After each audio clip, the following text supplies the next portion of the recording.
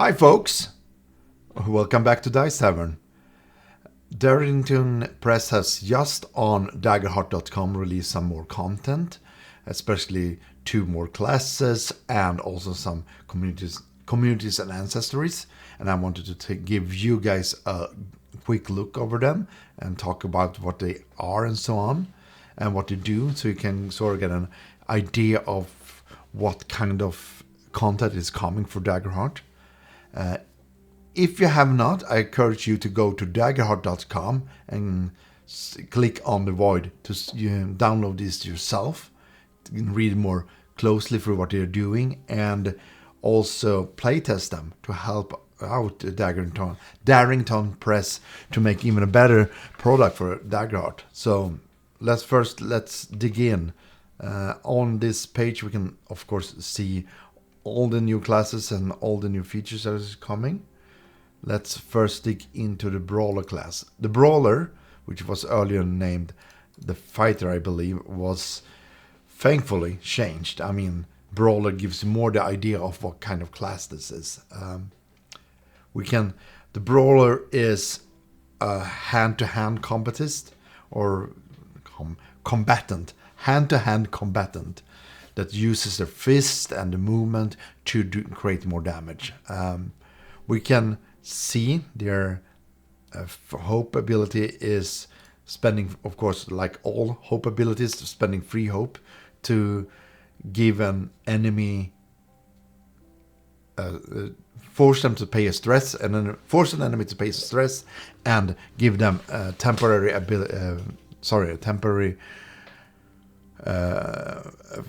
effect called staggered, which is essentially make sure that all their attacks they are doing are with a disadvantage, which is incredible. It's very useful.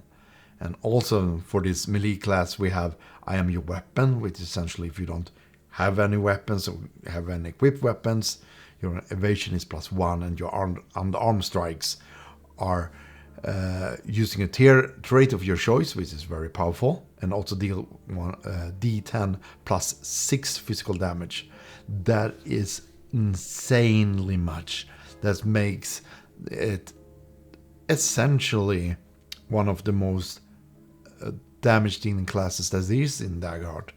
So, and also they don't have any weapons, so you cannot disarm them. So they will be definitely powerful.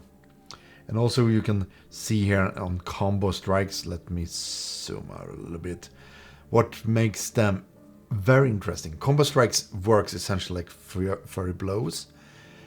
You start with a D4, and then before you're making damage to a target, you mark a stress. And then you roll your D4 and mark whatever value it is. And then you roll again. If that value is the same as before or higher, you keep on rolling until you roll lower than before. Essentially, if you roll a 1, and another 1, and another 1, and a 2, and a 3, and then a 1, then you're stopped there. And then you total all those values and add that amount to the weapon's damage. So let's say if you have furrier blows, that is D10 and a D6, average about 8 damage, together with possibly with the D4, would say perhaps 3 additional damage. That is insane amount of damage coming out. You can dish a really high amount. I mean, combo strikes is almost, I would say, broken. Especially as you can see here on the sheet that you can increase it by a tier. Of course, it's going to cost you, which is very interesting, an advancement option to increase your combo die. But essentially, you want to do that. It's going to be insane. So that is definitely your monk class, like having your unarmed strikes being so much powerful than any other form of weapons. And of course, Brawler also have Bone and Valor, which is also, I find, very interesting and very thematic. If you're not familiar with the Daggerheart domains, Bone and Valor, both of them are very strong survival domains. They have a lot of things that reduce damage or increase your damage threshold and so on. So you as a brawler will definitely survive as with your domain abilities, and then you will dish out damage. Let's look at, scroll it down, and let's look at first at Juggernaut, their first subclass. Juggernaut, as I look at my notes here, it's essentially your idea of a boxer, a fighter that will stay on toes and will definitely hit hard. It will take punches, but will deal really, really hard. So it's essentially your idea of more like a brawler, ideal, like a Juggernaut, like a big thug. So it's, if you want to be a big brute, perhaps having a broken nose or like, what do you call it, swelled eyebrows and so on. This is the class for you, essentially. I don't think I have anything much. Do I have anything on my notes? No, I just have my notes there that the powerhouse, for example, makes your do you see my, yeah, you see my mouse, makes the class unarmed even more powerful. And as you can see, marker stress to target 2 creatures within melee range for a single attack roll. That is insane stuff. Overwhelm successful target marker hope to force a target to marker stress. Yeah, that's also very good. I think, what did I see there? Not done yet was something that piqued my interest in mastery. When you reach mastery, when you mark more than 1 HP from attack, you gain a hope or clear stress. So you stay on your feet. So when you get more damage, you get a hope or stress to keep on your toes. That it's insanely thematic to this class. I love it. I love it. Then we have martial artist, which is very interesting. Martial artist is more flexible. It's the idea what you would think about when you think about a monk or what do you call it, hand-to-hand combat artist or combat stances and so on. You get this. Let me scroll up here. This martial art form martial form sheet that is essentially, you start with, I believe, 2 stances you choose from here, and then you get a new resource that is called focus, that you spend focus on to change your stance, and then you have, as long as you're in that stance, you, for example here, when you roll maximum value on a damage die, you roll additional damage die. More or less, if you're familiar with other role-playing system, exploding dice. So your D10, if you roll a 10 suddenly, then you can add another 10. So it's even more, together with furry blows. Sorry, not even furry blow. What's it called? Combo strikes. It's gonna be insane. It's a very flexible class. I kind of love it at the same time. So I think it's very OP.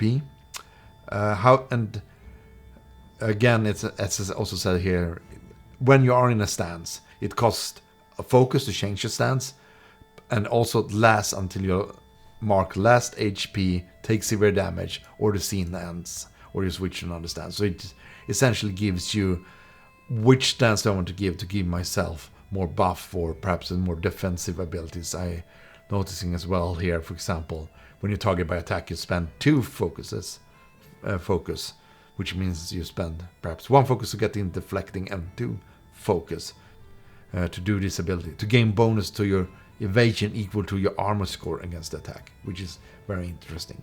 And if you look at the what is the Valor class, that has an ability that gives you an armor score, essentially, if you don't have any armor. That is very good combo there. It's very interesting. Let's talk about the focus a little bit, and talk much about martial form. So you get focus on every rest. You roll a d6 equal to your instinct. So if you have an instinct score of 2, you roll 2 d6s and gain that much focus points. I don't know if I kind of liked it. Essentially, first of all, I don't like that you need a positive score in instinct to gain focus. Of course, it makes sense. If you play a martial artist, you're probably going to have your best character trait to be instinct to gain more focus point. But compared to other classes, it's not as flexible.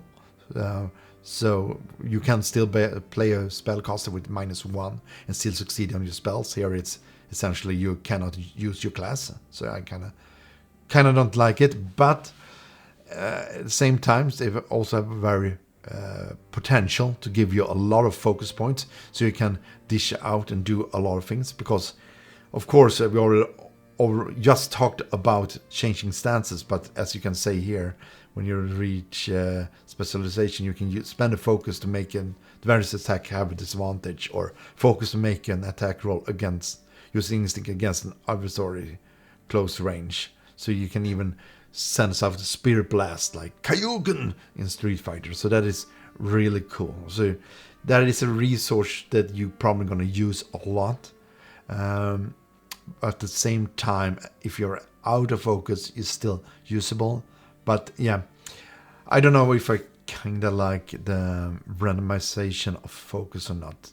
Oh well, it is what it is, right? Let's see. Yeah, let's talk overall about Brawler, what I kind of like and not like it. It is a melee class. I kind of love it. For me, of all these classes that have been put into the void, this is perhaps the most broken one. I see it. Of course, it's just focusing on damaging, do amount of damage, good amount of damage on one target, which is fine. But I feel like it kind of takes the focus or take the spots of the warrior a little bit too much. The warrior class is also very good at dishing out damage to many targets as well, but here is perhaps not focus on one, but also focusing so much on survival. I feel kind of stealing the thunder a little bit at the same time. It is what it is. It delivers the power fantasy of dishing out damage. Let's go back here and take a look at the Warlock class. I know a lot of people have been looking forward to this. Warlock and the Brawler were technically already released when Daggerheart was released on the homepage on the Void, but now they have kind of updated it, so I find it gonna be very interesting to take a look. Patron's Boon, their hope feature is spend free hope to call to your patron for help to gain 1d for favor. For Warlock, they have a new resource called Favor, which is very tied to their patron, which is very thematic. So it's the only class that have Favor as a resource. So it's very good that the Warlock has an ability somehow to gain favor somehow. So that is very nice. So I have spent free hope to call for your patron. And their class ability, let's look at the patron, which is, I love this, by the way. I love how they have done Warlock patrons and favor. I'm going to talk about it a little much soon, but essentially what you do, you choose a patron, and then you choose a name, and then you choose 2 sphere of influence. For example, here they have a nature or mischief, love and war, or knowledge of shadows, and so on. It can be anything to do, and then you gain +2 on those sphere influences. So it technically works, this sphere of influence technically works as experiences in the Daggerheart, but instead of paying hope to gain bonus to your action roll, depending on the sphere what it fits in here, you spend a favor to get that bonus, which is very thematic. So you can instantly gain more bonuses for your action rolls, both in combat technically and out of combat, which is very interesting and very thematical. And also what I find very interesting is because anytime you increase your tier, these sphere influences also gain a permanent +1 bonus. That means compared to experiences, this will grow stronger, only naturally stronger as the time goes by or when you level up. While experiences, you need to spend an advancement point to get your experiences to increase those higher up. So this will definitely make sure that you are more dependent on your Patreon, but as well feel that you are gaining the patron's attention. Perhaps it favors you much. That's why it gives you more bonus. Perhaps you're starting to get more powerful. That's why the patron finds you more more useful in its own affairs. We talked about favor a little bit. It says it starts with 3 favors. But what is very interesting, if you don't spend, of course, free hope to gain favor, is that during a rest, one of your downtime actions is paying you tithe or a fee sort of to your patron. And when you do, you gain favor equal to your presence roll, which is probably going to be one of the highest stats, because a lot of domain cards and abilities is going to be bind around the presence. So it fits very much. But what I find very interesting, if you choose to forgo this offering, the game instead is getting fear. I find that amazing. It gives a little bit tension, like, okay, do I pay attention to my patron during this rest, or do I need to heal myself or gain stress and so on? It also makes sure that the presence of the patron is always there. I love it. Before we go on, I want to point out why I find this amazing. In D&D, for example, Warlocks patron are very tied to the abilities they can do, which makes it hard, because Warlock is a very special class in D&D. It's a class that have an already established story and a hook to your character in it. You are like put a pact between you and your patron. And the natural story for that is either you end your pact or you grow stronger and do its will. And if you break your pact, it's always messy in Dungeons & Dragons. Do you remove all their abilities? Do you remove some of the abilities? Do you just move the specific ability? And also, sometimes it can feel very restricted to have, like, I want to have a Fey patron, but I perhaps want it not to be focused so much on their illusion abilities in D&D. Here, you have more like experiences. It works in very natural. And you can easily advance the story. Like, if you cut off ties to your patron, you can easily just say, you don't gain any more favors, so you cannot use your favor abilities, but you can still use your domain cards and so on. So you don't feel less powerful, but you lose some part of it. So you feel some loss of losing your patron. And if you change your patron, for example, it's very easy to just erase whatever sphere of influence and put the 2 new sphere of influences to whatever new patron is. I find it interesting. It makes me as a game master more dynamic on how I can do this. Enough talk about it. I can talk about ages, about storytelling and so on. Warlock, of course, has something called Dead and Grace. Grace is a card that's, of course, a domain that already exists. But the Dread is something new.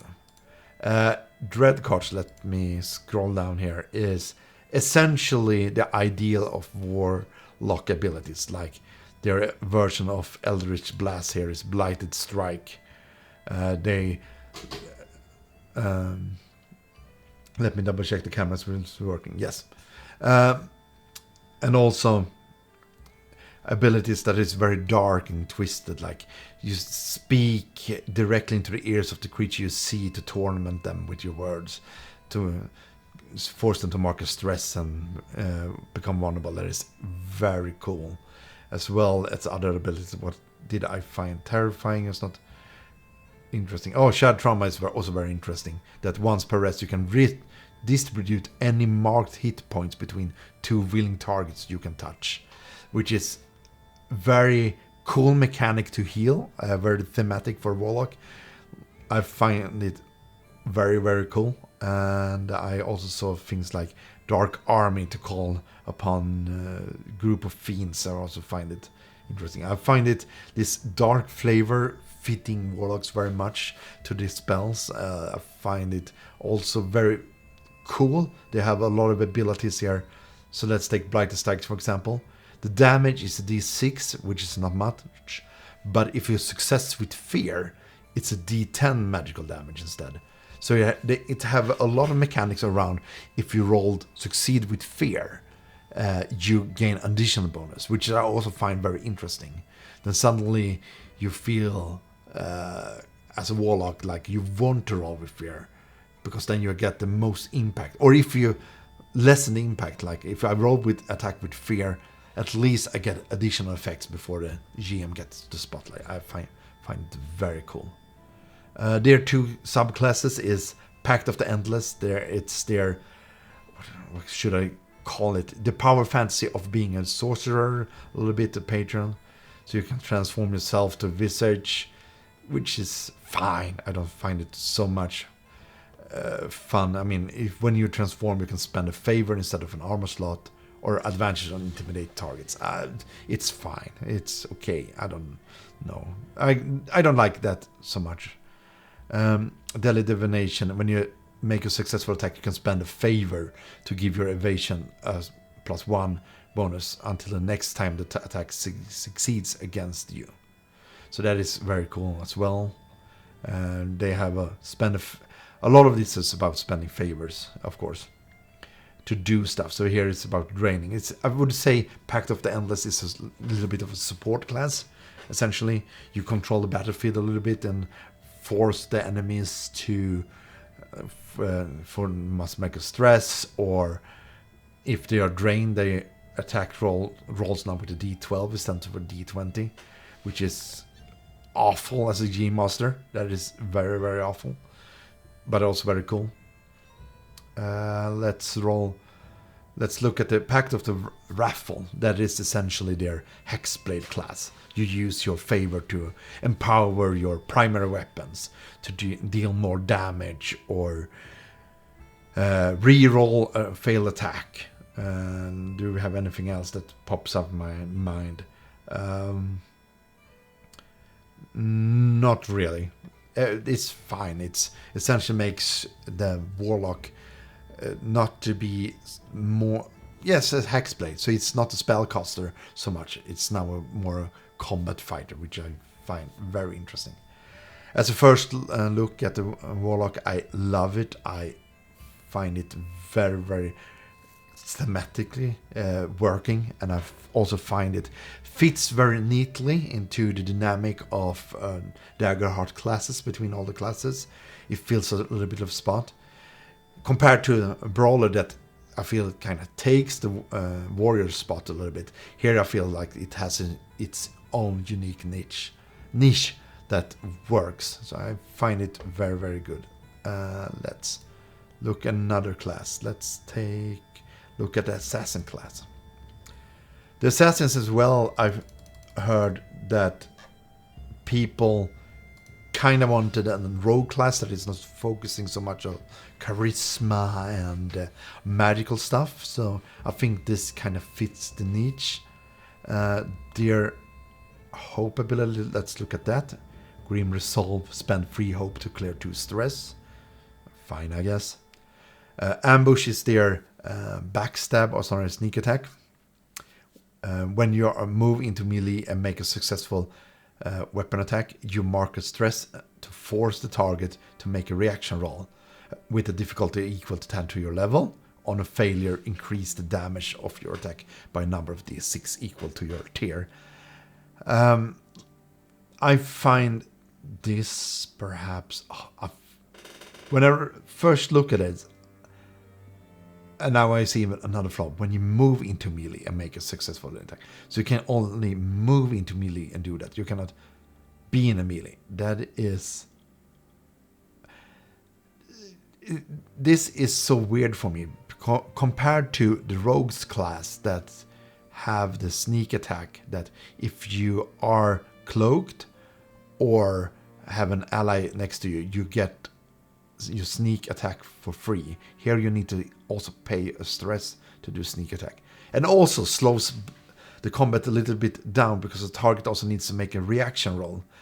I mean, I would argue that a reaction roll is, for those who doesn't know how it works, it's gonna be a d20 for any adversaries. So it's gonna be somewhere in around 10, so you're probably gonna succeed it every single time. And when you reach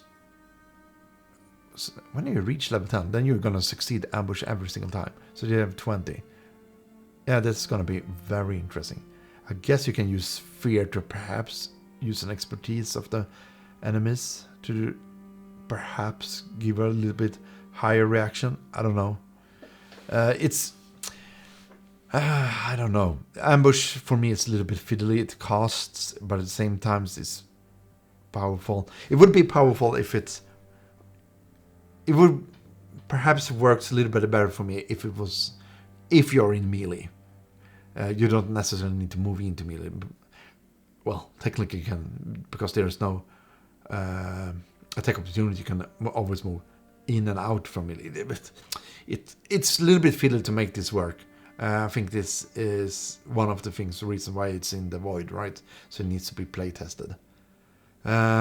Anyway, I can talk about ambush for a long time why I don't like it, and try to figure out how you can make it work. But also, this is gonna be. I tried to make a quick look at it. So, I tried to make quick look of the characters. So let's not linger too long.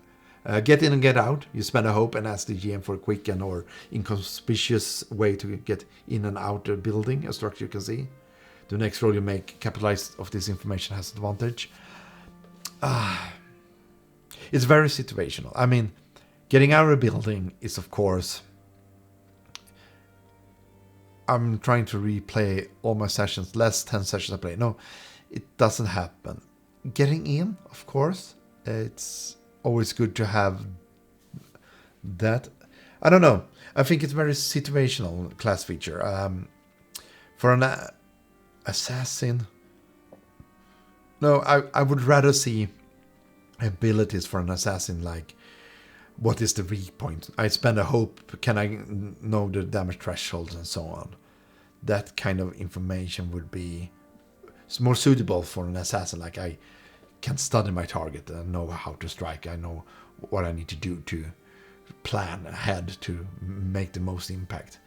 Getting in and get out, I think this would actually suits the rogue character a little bit more.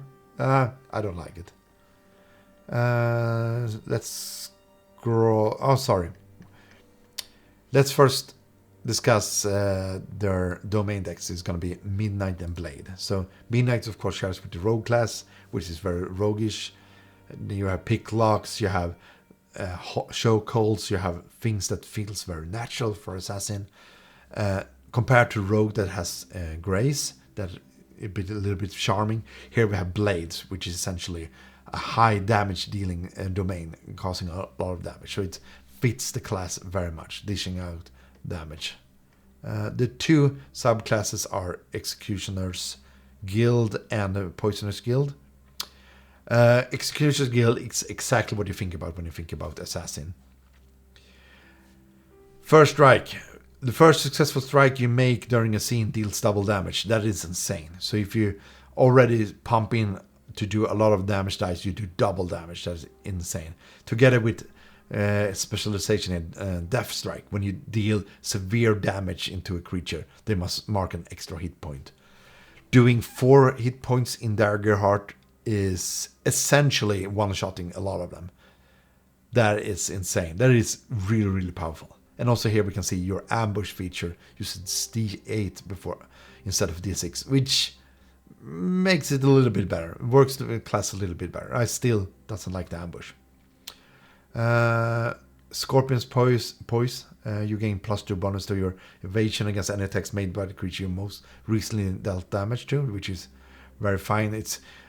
Assassin's feels very solo. I'm gonna solo this monster. I'm gonna do a lot of damage. I'm gonna avoid damage. I think it's perfectly fine. And also mastery, doing true strikes. You mark a stress to change attack roll to make from a failure into a success with hope, which is essentially you guarantee to make a really massive strike. It's essentially your power fancy of being a very powerful assassin. Poisoner's Guild is their idea of you having a lot of poisoners. I cannot say this word, so sorry, I'm gonna stumble across this word. You do a lot of toxic. I'm gonna say toxic, and I find this very cool. So you mark a stress and add 1d4 plus 1 tokens on this card, and then when you do a successful attack, you spend a token from the card to inflict the target with the toxic that you know of. So you start with 3 toxics, which you can already see permanently decrease the difficulty by -1 for the target. That is insane. The target must mark a stress. That is also insane. Gains an additional 1d6 points of damage. That is also insane. So I would even say doing 1d6 damage. Average of d6 is 3.5 and increasing into 4, start to 8 for executioners is not that much. I think this, especially because you can do this for every successful attack and don't need to spend stress to do ambush, then you can definitely do a lot of damage with this. I also find it very thematical. I find it very cool. And of course, when you go to specialization and mastery, you get to know even more toxic that you can use, and also immune to poison and other toxins. That is very fine, very good to have. And I also love twin fangs. You can inflict the target with another effect, so you can put them with 2 effects with 1 attack, which is also very, very cool. I find, and also when we can see mastery, what did I notice? Ghost Pendle, insane. Permanently decrease the damage dice of the target's standard attack by 1 step. So D10 to a D8 and D8 to a D6, etc. This can all affect the monster. You make a very dangerous solo monster easier to hit, do less damage, more or less nullify it. You make a solo monster more or less to be a standard monster. It's insane how powerful this is. It might even be OP. I need to play it out during the table, but I find it very thematical. I find it very cool. Except for ambush skill, I find this class be very, very interesting. It's probably going to be adjusted before 1 or twice before we see the final version. But essentially, if you want to play a class or a character that is dishing out 1 damage or controlling with poisons, it's insane. Oh, I almost forgot. The thing I also marked. I don't like the idea of that you can only need to mark a stress to add 1d8 plus 1 tokens on this card. It feels very cheap to suddenly have all these abilities. And since there is no restrictions that you need to do it outside of combat, you can do it also inside of combat. Essentially, you will always make sure that you have tools in your ability to do all this stuff. You don't need to prepare. I feel the power fantasy is a little bit that you prepare yourself to create these toxin and potions and so on. So perhaps I would rather see it during a rest action, or perhaps during a rest action instead of marking status. Cool. Let's look at the final class, the Witch. The Witch is very interesting. I love the Witch. First, let's take a quick look at their hope feature. When you or an ally within far range rolls a failure, you can spend free hope to change it into success with fear instead. That is so powerful. That is so insanely powerful. I don't know if I would hate it as a GM. Free hope is still a lot of hope, but essentially when it comes to the critical, that essential dice roll, you can always make sure that you succeed with fear. It's insane. I would love to test it. I find it also very thematic in one way, just because it makes success with fear, which gives you a little bit of a leeway as a GM to bring out a spin, but I don't know. I love it. At the same time, I see in some cases I would hate my players are doing this and change the story narration. Yeah, let's go on to talk with the class features. First thing first, Hex is insane, but they have a Hex and Commune. Hex, when a creature causes you or an ally within close range any damage or mark any hit points, you can mark a stress to hex them. While they have Hex, their damage threshold and difficulty. No, sorry, that's even what I'm saying. Their damage threshold are penalized with equal to your spellcast rate, and their difficulty equal to your tier. You can only have Hex one. It's okay. That is almost too much numbers to remember, but essentially, yeah, that's also insane. Together with the Poisoner Assassin class to lower the difficulty for an adversary by 2, that is insane. It's essentially D&D terms. You're lowering the AC permanently by 2. That is insane. And also lowering the damage threshold, which makes sure that you do more damage, is also insane.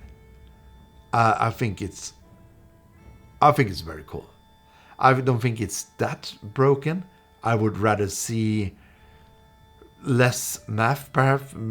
We're probably going to do it less mathy to make sure that their damage threshold and difficulty perhaps lowers equally by 1 score. That would be much easier to remember. But it's really cool. It feels really thematic, and it also makes sure that Witch kinda, together with their hope ability, feels unique around the table. I love it. I really love it.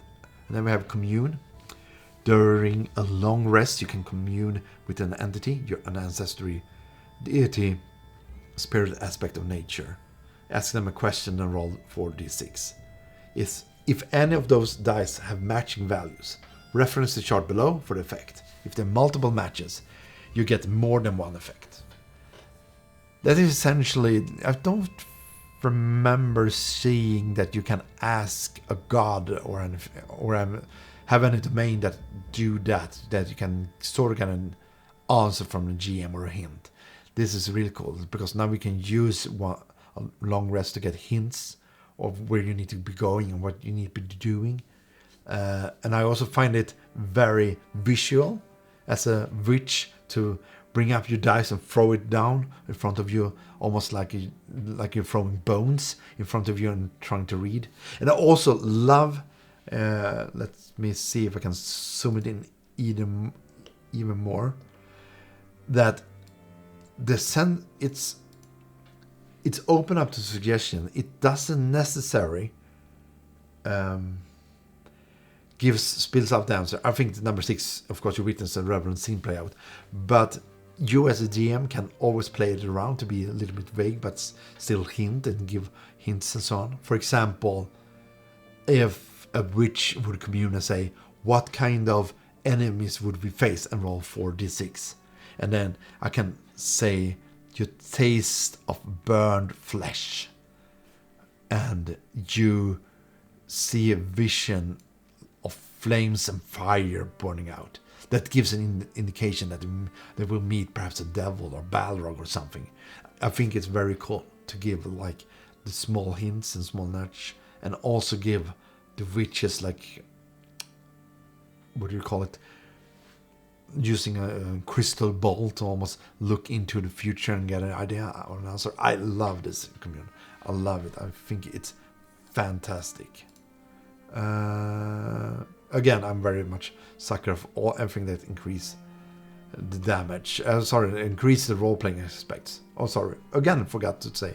The witch has the domain Sage and Dread. Dread is a new domain card, same as the Warlocks, so they share the same over there. Sage is the nature healing aspect. Also some damage cards, but focusing a lot about nature, which is the thing that the druid have, for example. I find it very cool, very fitting. I love the witch class. I almost immediately want to create a witch character of my own, but hey, I'm forever DM. Cool. So let's look at the two subclasses. Hedge. My first feedback. At least call them Coven. Hedge Coven and Moon Coven. That would be much more sense. More theme. I just call them Hedge. Hedge, which is... I feel it's needs a little more flavor. A lot of other subclasses at least has a theme around it. So I would really nice to see that. Hedge is your power fantasy of a little bit of dark, mysterious sorcerer witch. For example, you can give a character a talisman, and then if they are hit by an attack, the magic of the totem deals back 1 hit points to the attacker. Only once per rest, but it's cool to give them a little bit trinkets like a keep this skull of a raven. It will protect you when needed. I find this very interesting. Walk between worlds was something that popped up to me. You can, when you're in an area with one or more bodies, you can do a spellcast roll, and if you succeed, you see what happened the last moment before they died, more or less played in front of you. And if you mark a stress, you can also hear the sounds of that moment. If you fail, the body turns to dust, and you cannot redo that. And you lose all evidence, essentially. You can not... hopefully you have looked at the wounds beforehand, before that happened. I find that interesting. I find that very cool, thematic. I don't know how much you will use it. It's very circumstance. It's on very, very... Of course, as an adventurer, you stumble across dead bodies all the time, so you can indeed want to know what happened to them and get a hint. Perhaps not circumstances or situational as a first thought. A little bit situational compare. I don't know. I need to play the test out to see it happen. Enhanced Agori, I think you pronounce that. Increase the amount of dice you roll for your commune feature to 66, so you even get higher chance to get... No, you're guaranteed... or are you guaranteed? Oh, now my ore system... No, it's... You can still roll 1, 2, 3, 4, 5, 6. You're not guaranteed to get a pair, but essentially I think it's like 97% or something, 94% that you will get a pair. So you will definitely get an answer. Perhaps I would say even too much. I don't know. But essentially we get, and probably also get a lot more pairs. So get more essential. And then you have Master, also pointed to me out, or jumped out to me, Circle of Power.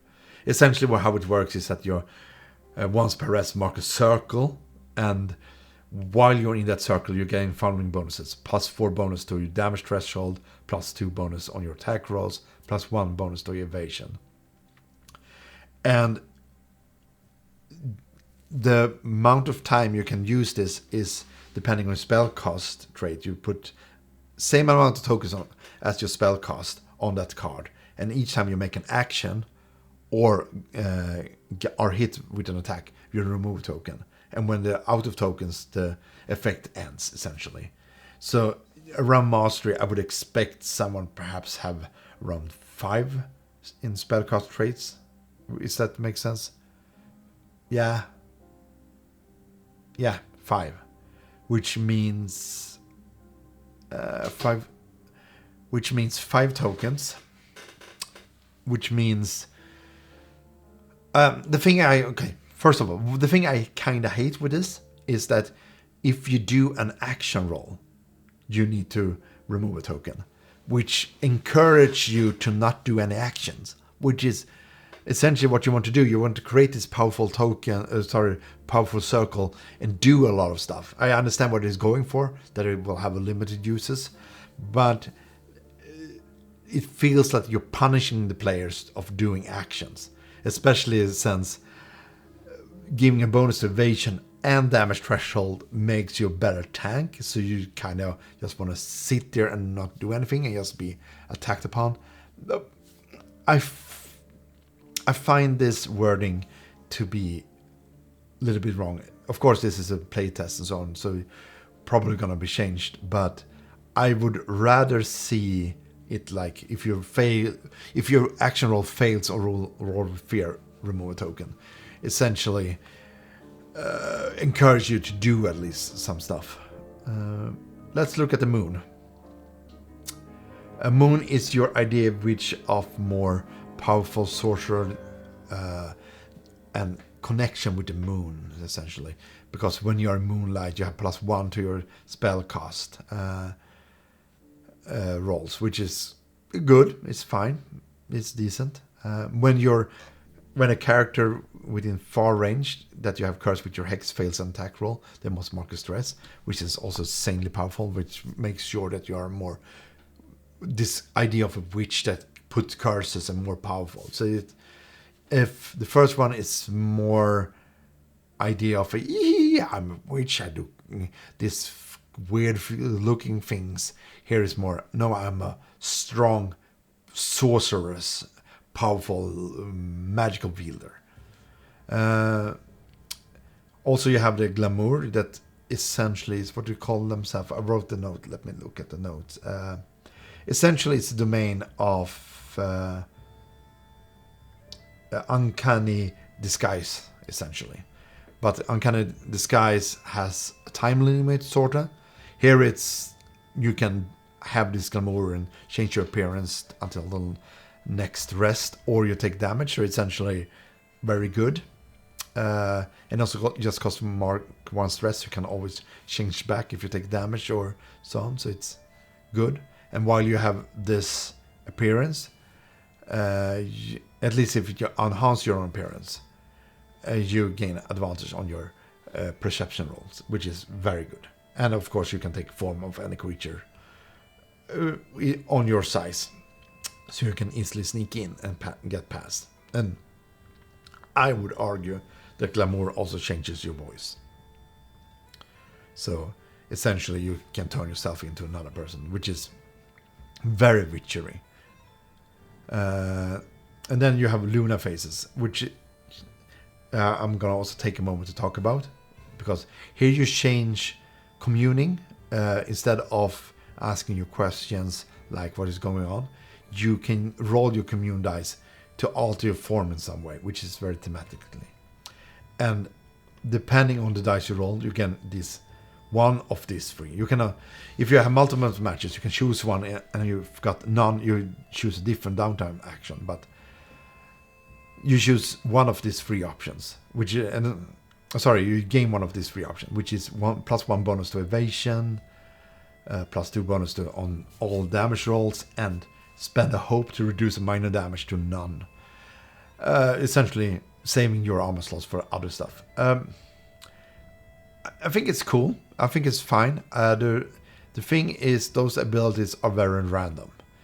You have 4d6, which probably gonna be roughly over 50% of time you're gonna get a pair. But is it gonna be a pair that you hope for? Do you hope for more evasion because you get targeted much, or perhaps you want to do more damage because you're always in backline and have a guardian that protects you, or you have. So it's that randomized thing. I don't kind of like it. It's more. It lessens the impact a little bit to be a mastery, but at the same time, it's a permanent bonus between rests. No DM cannot take that away from you. It's kind of cool, I guess. It needs a little bit tweaking. Hence, in the word, in the void. So, what do I think about witches in general? I loved it. I think the thing I kind of like with witch, which I think it's the same with Warlock. It fits a niche in the spellcasting trio. They do a lot more. If a sorcerer changes the spell or adapt the elemental, and wizard learns much spells, and Warlock have a patron that they need to be focusing on, which is to have focus on the future and see the future and putting hex on. It feels very thematic. It fits in a group. It feels that you're not steal a spot or anything. I think it's amazing. If I ever play Daggerheart and the GM will allow it, I will play a witch. I will tell you that. I love the idea. And amazingly. That is the classes. Hopefully You will find it very interesting and very intriguing to see where Daggerheart is going. I think it's amazing. Overall, it's amazing classes. I think they bring... With that said, that is everything I want to talk with the classes. You can check on daggerheart.com/the void to check the new ancestors and communities down there. I don't have nothing much to say about those. I think those are very situational, or will... Yeah, some of them are sort of a little bit interesting, some of them are broken, but in short, I don't think this is part of this video. Also, if you have not fully aware of this, if you go to in Nexus on Demiplane and on the classes, you see the main classes there, but if you click on view all over there, you will come to this page and you can see that Brawler and the Warlock class are now on Demiplane, and hopefully both Witch and Assassin will come up here real soon, so you can create them and do an easier can help create the characters on Demiplane and easier help the Daggerheart Press to play test this out. With that said, I think this is enough for me to this video. This has been too long enough. I said it was going to be a quick video, became much longer, so hopefully you'll like this little bit of a deep dive into all the new content coming on Daggerheart. And until next time, take care, see ya.